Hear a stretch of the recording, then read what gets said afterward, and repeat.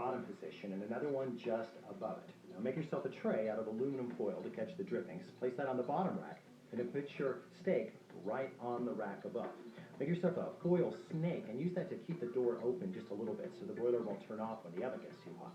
5 minutes later, pull out the racks, flip the steak, put the snake back in place, and close the door. 5 minutes later, remove, again, preserving the snake. Flip the steak over and then move that rack up to the next to the top position. And of course, bring the other rack up right beneath it so that it can continue to catch the juices. Cook for 3 minutes.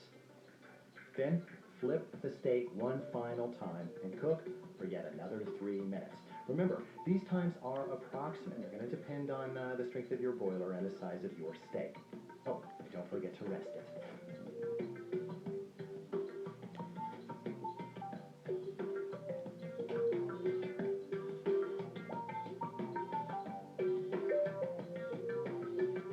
Since the grain on a sirloin runs up and down rather than across the way a skirt steak does, it is imperative that you cut on the bias in order to keep all of those meat fibers nice and short.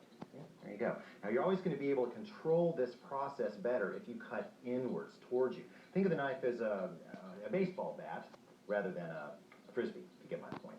Now, I hope that we have primed your appetite for some beef on the cheap. Now, we're not trying to suggest that skirt and sirloin are the only cuts of this critter that are worth trying, but we are saying that these two are definitely...